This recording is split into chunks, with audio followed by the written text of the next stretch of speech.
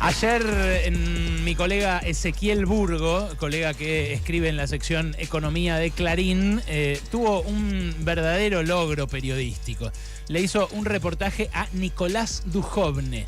¿Te acordás de Nicolás Dujovne? Sí, Nicolás Dujovne, el ministro de Economía, ministro de Hacienda se llamaba él, o así le habían puesto en ese momento al ministerio, de toda la segunda mitad del gobierno de Mauricio Macri. En un excelente reportaje de Ezequiel a Nicolás Dujovne hay muchas cosas que uno entiende ahora en retrospectiva, 2 años y pico después de que él dejara el ministerio.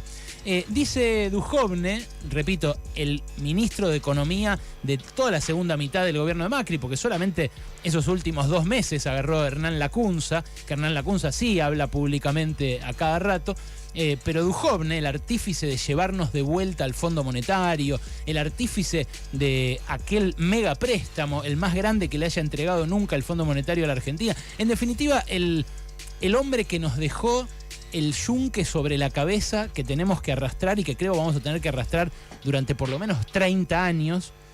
Ese hombre, ese economista que todo este tiempo se la pasó haciendo negocios, juntando de vuelta, haciendo vaquitas entre millonarios de vuelta para que inviertan esos fondos en acciones y en bonos en Estados Unidos y acá en Argentina, ese hombre se puso a evaluar la última elección, el resultado de estas elecciones, de estas PASO de 2021. Y dijo, entre otras cosas, en mi opinión, el oficialismo fue derrotado por la falta de un programa consistente. Te lo voy a leer despacito porque realmente, si no lo leíste, es espectacular. Dice el ministro de Economía de la segunda mitad del gobierno de Macri que el gobierno fue derrotado por la falta de un programa económico consistente y por una aceleración inflacionaria entre el final de 2020 y estas elecciones, con una tasa anual arriba del 50% que le ganó a los salarios. Nicolás Dujovne fue ministro durante todo 2017, durante todo 2018 y durante buena parte de 2019. Asumió el 10 de enero de 2017. Y en junio de ese año, en junio de 2017, decía lo siguiente. Bueno, yo lo que creo que conviene apostar al peso, porque la inflación está bajando y porque es nuestra moneda y porque estamos construyendo un país en el cual se puede ahorrar en peso. Este recortecito y otro más que voy a compartir los rescató Fernando Krakowiak, otro colega que yo respeto mucho, que lo puso en sus redes sociales junto con otros fragmentos de Dujovne de esa época. Cuando Dujovne asumió como ministro de Hacienda, ese 10 de enero de 2017, ¿sabes cuánto valía el dólar? 16 pesos. No había blue paralelos, qué sé yo, porque habían liberado todo en la época de Alfonso Pratgay. ¿Te acordás que empezaron con el blue y el oficial? Dijeron no cambia nada si dejamos aumentar el oficial para que le empate al blue. Al final sí cambió, porque eso generó una inflación tremenda.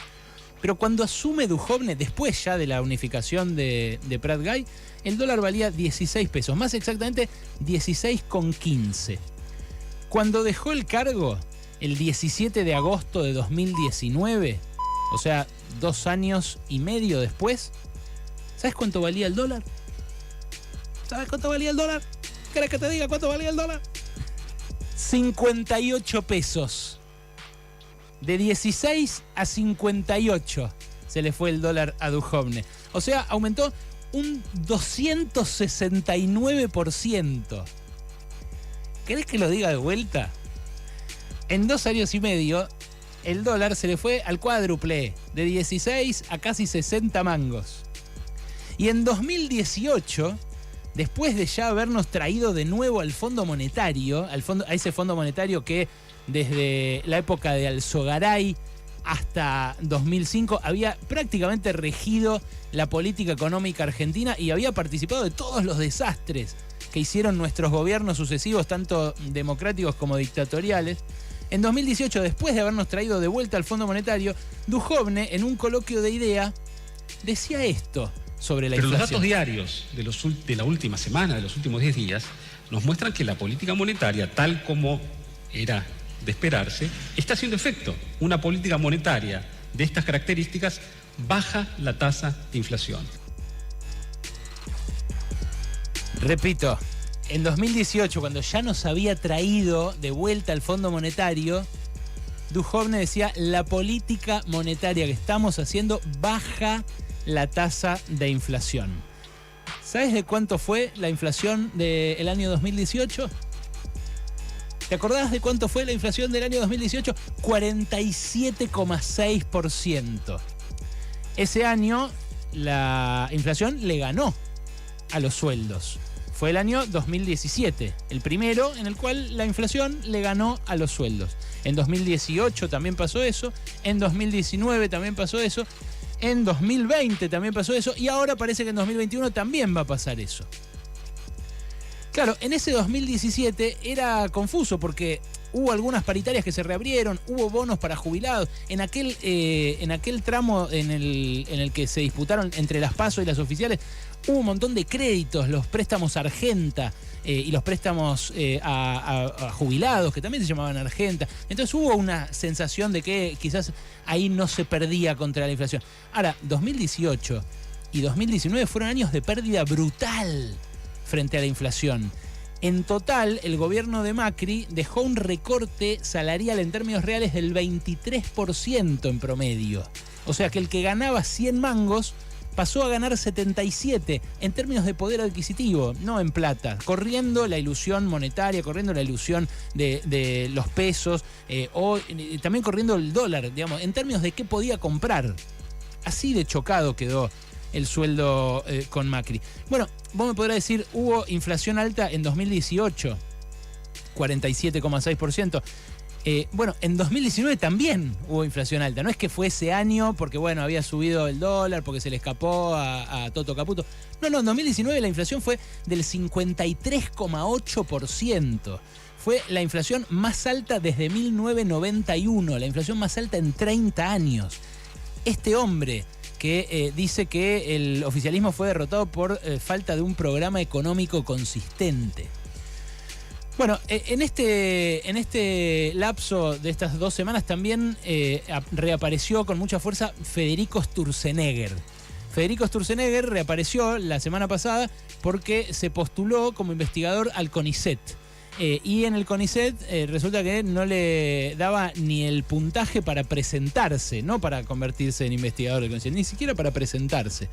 Bueno, Duhovne, ofendido por el hecho de que haya sido rechazada su postulación como investigador del CONICET, dijo que sacó un largo hilo de Twitter diciendo que en realidad, bueno, está mal armada la postulación, que no le tuvieron en cuenta su trabajo como tutor de tesis porque él lo había hecho hace mucho, ahí en la UCLA, en la Universidad de California, Los Ángeles, que él también después pasó por otras universidades yanquis. Termina recomendando que los estudiantes argentinos, si pueden, se vayan a estudiar afuera.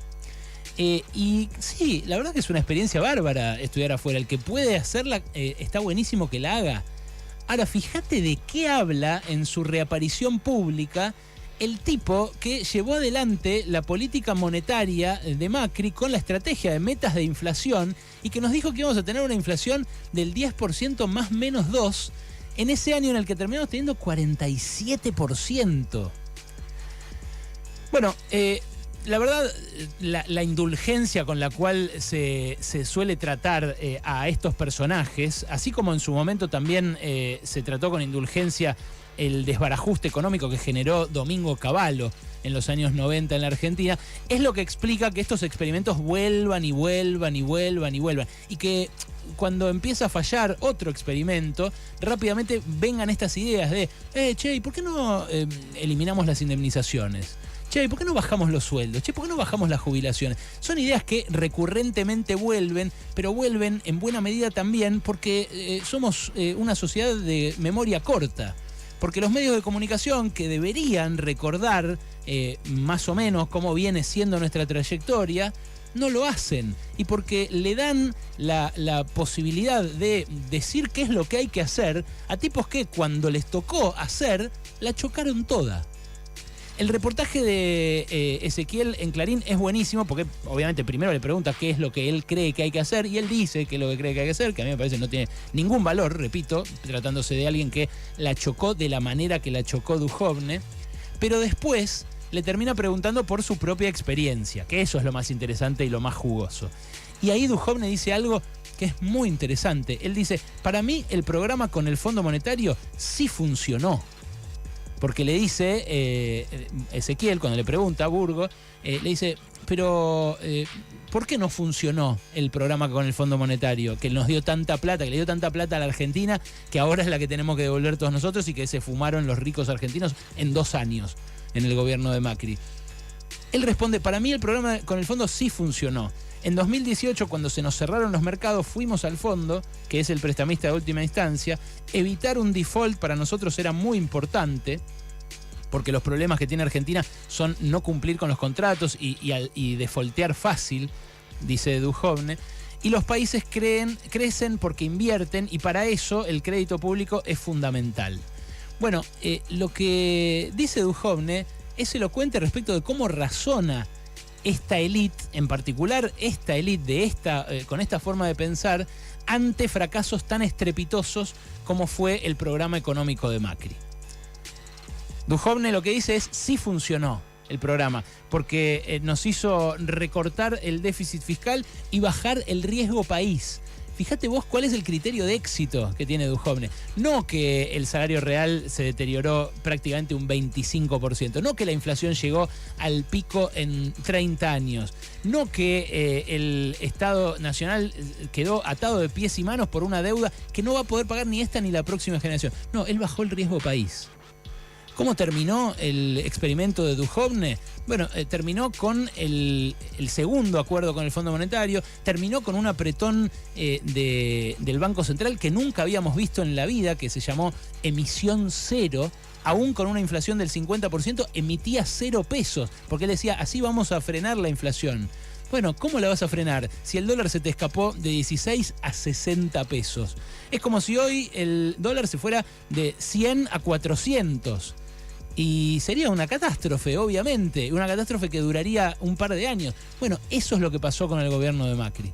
A veces cuando uno ve todo este gobierno, ve los funcionarios que no funcionan, ve anuncios que no se concretan, ve las marchas atrás, ve en definitiva la tristeza, la lágrima que fue este gobierno en estos 2 años, según Alberto Fernández, según también Cristina Fernández de Kirchner, según muchos simpatizantes del oficialismo, por culpa de la pandemia. Pero cuando uno ve los resultados tan magros que entrega este gobierno, se explica cómo la gente votó como votó.